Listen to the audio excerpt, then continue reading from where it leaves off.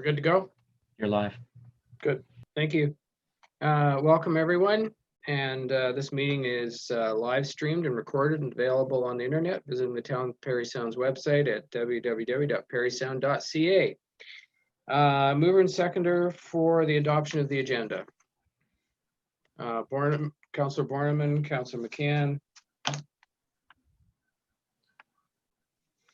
The council agenda for July 13th, 2020 be approved as circulated. All in favor? That's carried. Okay. Any disclosure of pecuniary interest? No. Okay. Next, correspondence, Ms. Johnson.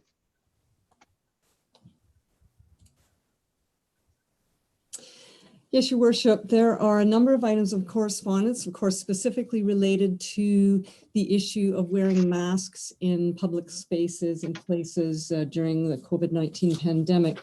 I'm going to take them not necessarily in the order that they've been put on the agenda, as there have been a couple items that have come in since the agenda was circulated on Friday. So from the following people were letters in support of making masks mandatory. Peter Scully, Mike Cruikshank, Tracy Gowland, and Karen McNeil.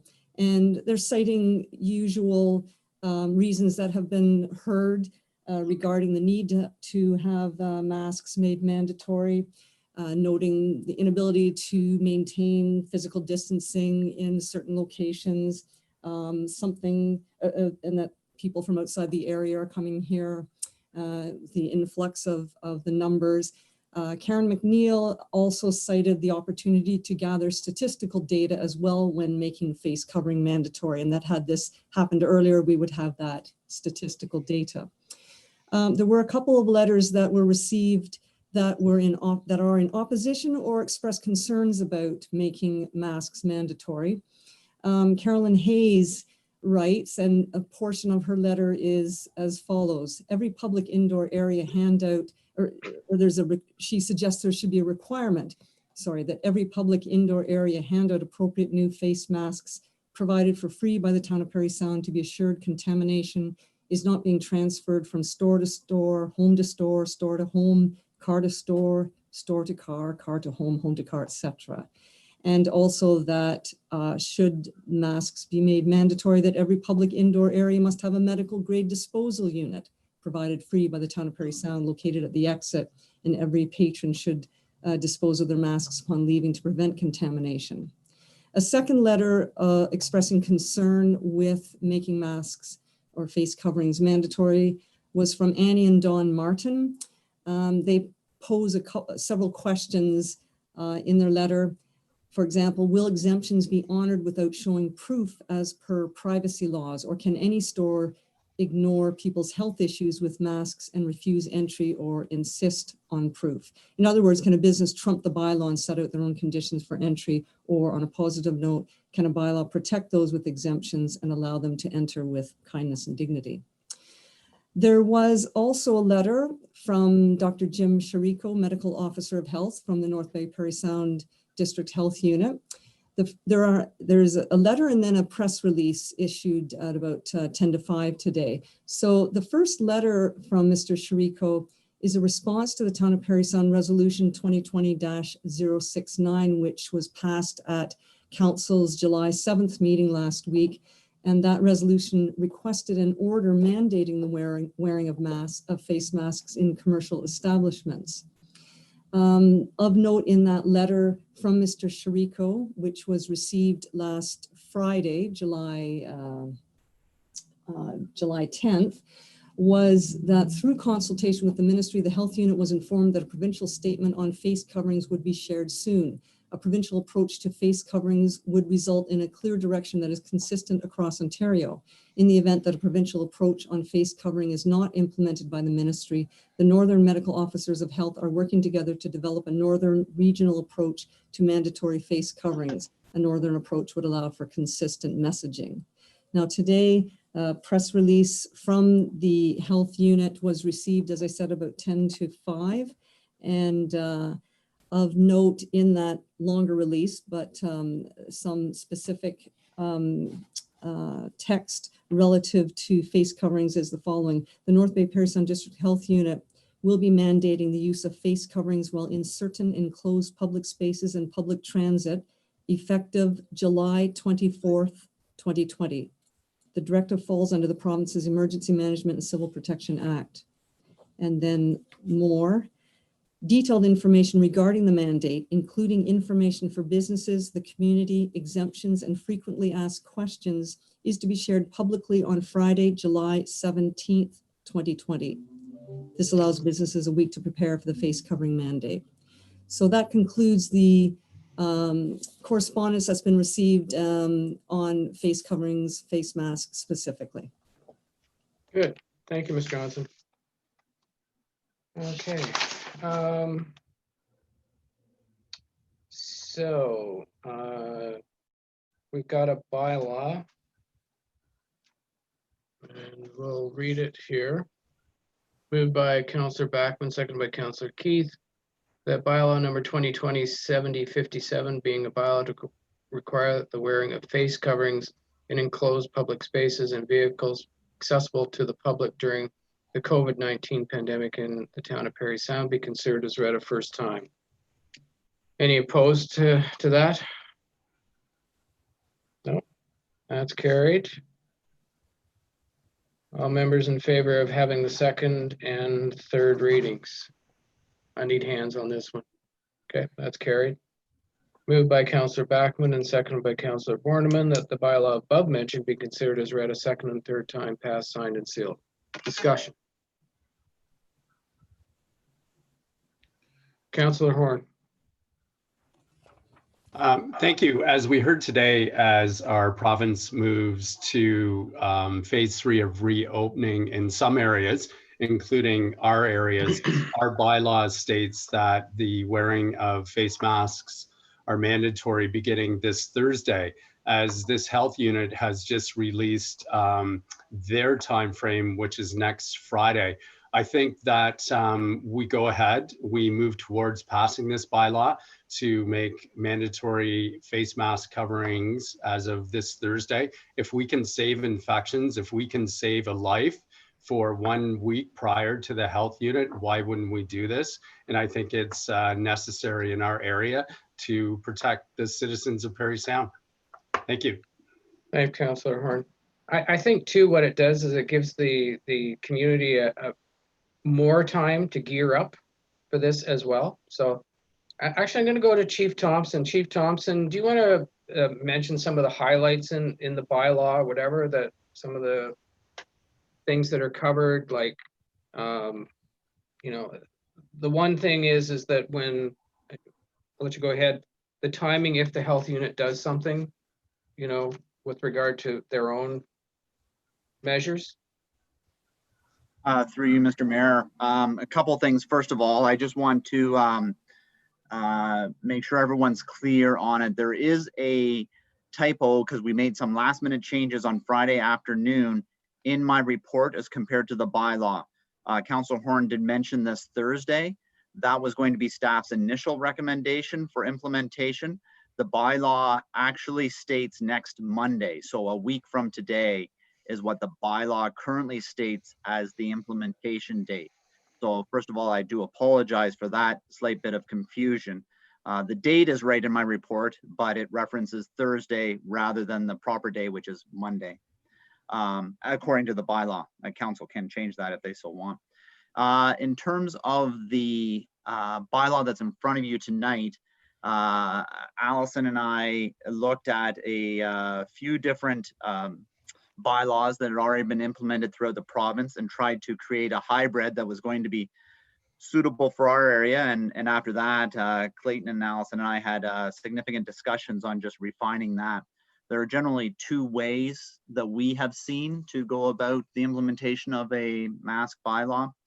One is to put the onus on individuals, and the other is to put the onus on businesses to create policies which then they have to follow. So the main difference between the two, of course, is the enforcement process. What you have in front of you tonight is a bylaw that has the onus on individuals to wear face masks wherever they go. The onus is not on a business. Businesses would have to post the fact that masks are mandatory, but that would be generally the extent of what they're required to do in the bylaw. The bylaw includes exemptions. I'm just going to try to quote the staff report in the bylaw verbatim so that we're very clear. The bylaw requires that face coverings must be worn in all indoor spaces in the town of Parry Sound. And that's where I did make the mistake. It says Thursday, July 20th, but it's actually Monday, July 20th that the bylaw has implementing that. Children under the age of 5 are exempt. Of course, individuals who are unable to wear a face covering pursuant to Human Rights Code are exempt. And the same thing that's in almost everyone's bylaw is that particular exemption. Residents who would be receiving services for which their face is required to be uncovered. So if we think about dentist visits, they're exempt, of course. Individuals testifying, making submissions in court. That's unlikely to be happening right now, but as we proceed through part 3 of the opening, it's probably more likely. Police, paramedics, and firefighters while they're responding to emergency calls. If they're not responding to emergency calls, they're not exempt, but while they're responding to emergency calls. Other highlights, we put a default end date of October 13th on the bylaw. And we also included a clause in it that if any other organization who has authority, specifically the health unit or the province, issue orders or regulations on face masks, our bylaw immediately becomes null and void. So we did not want to get into the situation where there were either competing legislations, mainly for the sake of confusion of the public. So that's why that's in there. We only wanted there to be one type of legislation current at any given time. The bylaw is designed to be enforced through education only. We do not have, there is a punitive clause in the bylaw, which is standard in all bylaws, but the intent that we would be moving forward with is that we would provide education and education only when we're enforcing this bylaw. Generally, that covers a lot of ground. I'm sure there's probably questions, and happy to answer those questions. Councillor Horn, then, sorry, I'll go to Councillor McCann, then Councillor Horn. Okay, thanks very much. So with regard to what the health unit has put in place, we're looking at the 24th. That's when that comes into effect, I understand? Through you, Mr. Mayor, I do apologize to council. That information is coming out almost as we speak. Yeah, I I'm know, going to have a hard time telling you exactly what they're doing. It appears as if they're going to be implementing something that would be coming to force on the 24th. I could be wrong with that, but it also sounds as if they're going to be starting consultation this coming Monday, I believe. Okay. So so one of the things I was thinking about was that, this has been a very hard decision, and try to weigh through everything. Everybody's got great arguments on one side or the other. Concerns came up about the legalities surrounding making this mandatory. I like what the Simcoe health unit is doing, whereby they're putting the onus on the businesses to do their part and exercise due diligence, and so that if people are going to come into their establishment, that they need to have the masks, unless of course they have a good, they're exempt for one reason or another. I wondered if this would be a softer sort of a ramping up approach to the health units mandatory call for the 24th, if indeed it is the 24th, if we're only talking 4 or 5 days, unless council was looking at doing something sooner than that.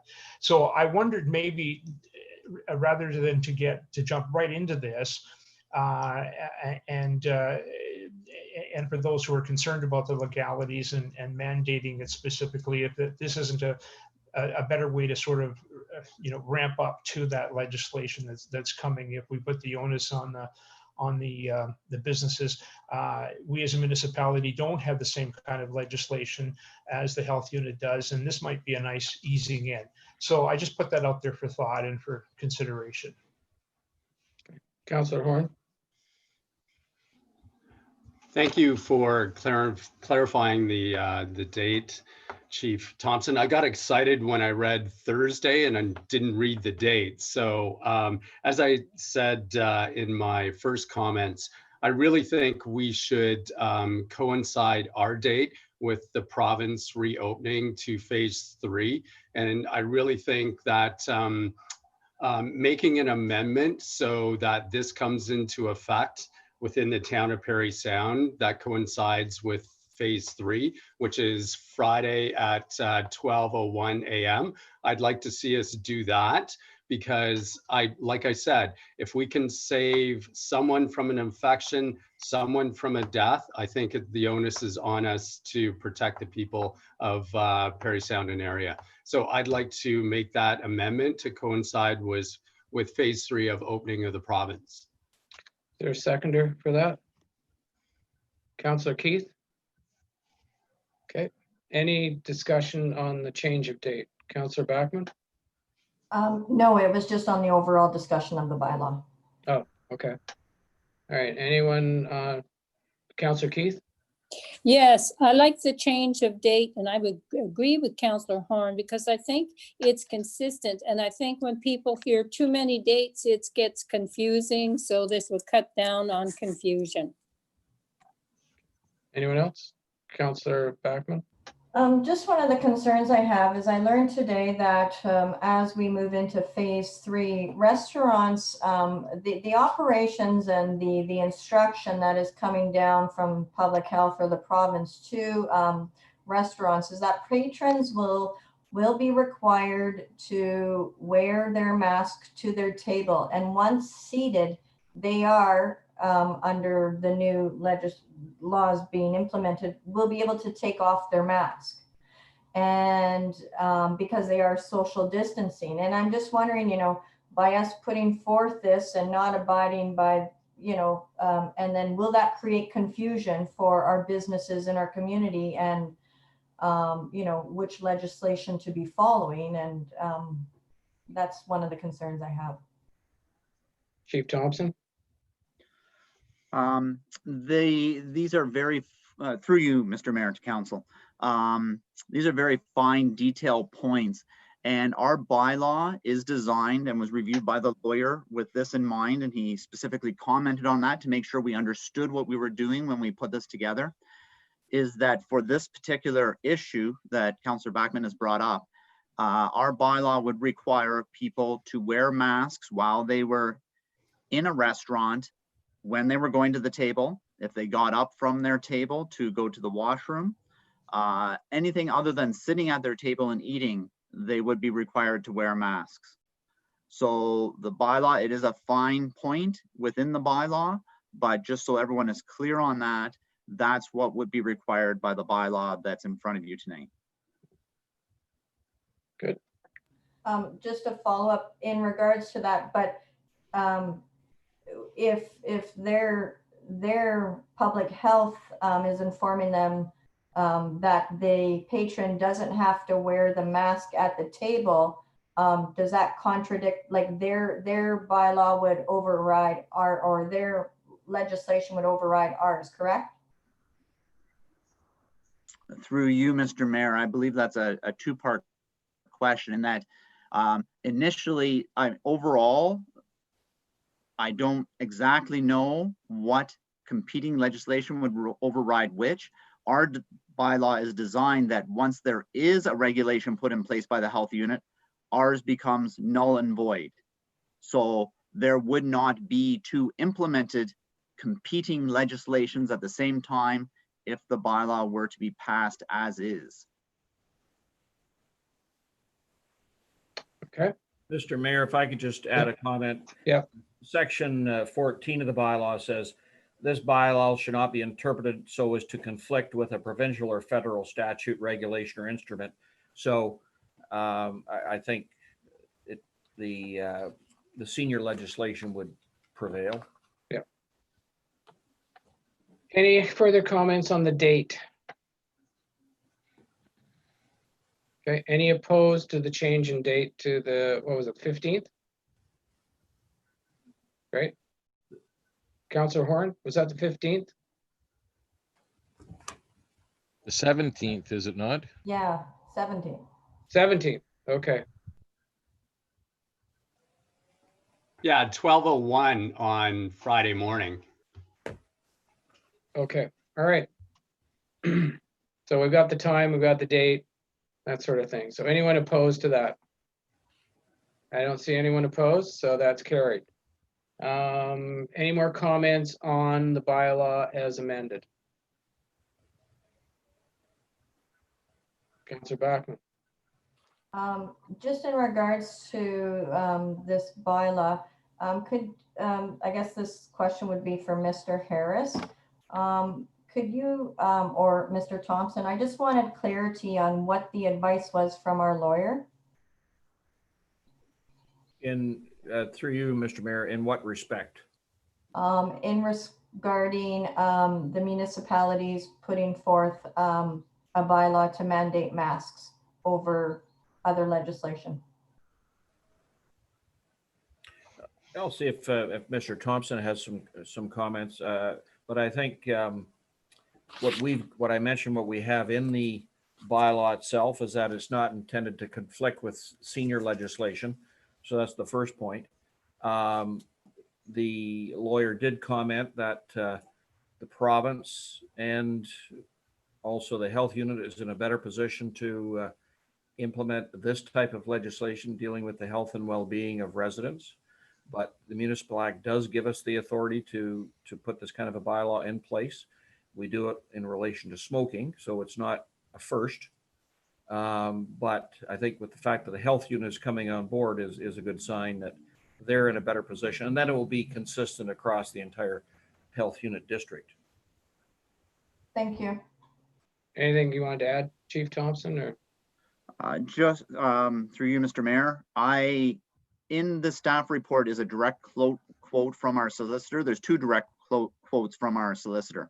The one is about our ability to do it, and that is, and a municipality does have the authority to pass bylaws for the health, safety, and well-being of persons under the Municipal Act. So that is what Mr. Harris was referring to. And there's additional quote with regards to liability that is in the, I know that's not what the question is about, but for council's benefit, there is an additional quote directly from the solicitor on liability within the staff report too. So those are direct quotes when you see them in the staff report on what our municipal solicitor advised us. Councillor McCann. Thanks very much. Referring back to the correspondence that Ms. Johnson reviewed for us, and everybody here at the table has gotten arguments on each side of this. Some people have brought up the concern that we're invading personal rights. Does anybody have anything to offer to speak against that insofar that we're not breaching personal rights as far as that goes? I don't know, but my opinion is that if someone is sick and they're out in the public and they know they have COVID and someone gets it and dies, I'm sorry, that person's personal rights were totally invaded. And, quite frankly, we're here to make sure that the public is safe as well.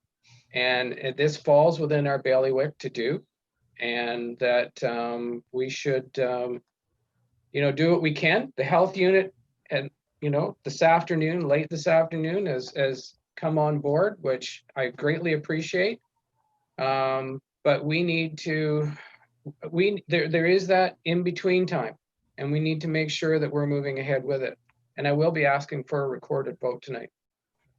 So, and certainly that's fair enough, and I agree with you, Mr. Mayor. When I mentioned personal rights, actually was referring to human rights one of our writers made reference to a number of the sections of it. But I'm satisfied that I think that the greater thing we need to do is worry about Yeah. people's health. Yeah. Anyone else? No? Ms. Johnson? Recorded vote, please.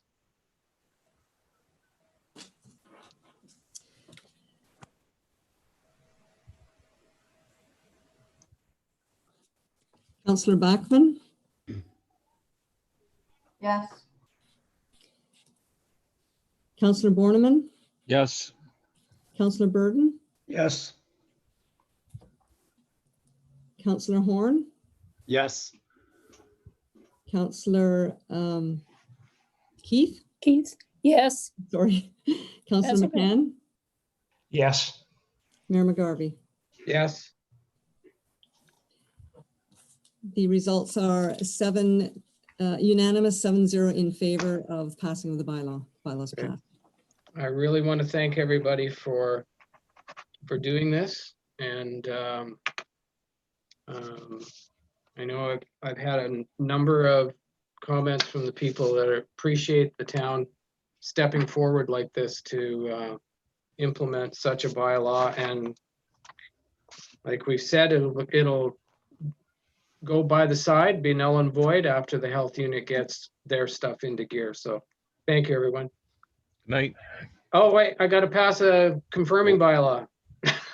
You don't get away quite that easy. And I also have a next council meeting notice too, so. All right, so moved by Councillor Horn, second by Councillor Keith, that the bylaw number 2020-7058, being a bylaw to confirm the proceedings of council, be considered as read a first time. Anyone opposed to that? No, that's carried. All members in favor of having the second and third readings. I guess I'll need hands for that one. Okay, that's carried. Moved by Councillor Burden, second by Councillor McCann, that the bylaw above mentioned be considered as read a second and third time passed and signed and sealed. Anyone opposed to adjourning? No, I don't see that one, so that's carried. Prior to adjourning, I'd like to offer the following information to the public regarding the next council meeting.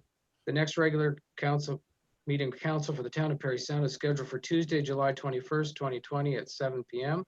This meeting will be held via Zoom video conferencing and will be live streamed and recorded. All regular council meetings are held at 7 p.m. on the first and third Tuesday of each month, except January and August, where only one regular meeting is scheduled. The council meeting schedule, notices of special council meeting, complete agendas and minutes, and instructions on accessing live streamed and recorded council meetings are all posted on the town's website. Go to www.parrysound.ca under news and public notices. Your TV airs council meetings on Saturday at 9:30 a.m. following a regular council meeting. For Cogeco listings, contact www.yourtv.tv. Thank you, everyone, and have a great night, and thanks again. Thank you. Night. Thanks. Thanks. Good night, everyone.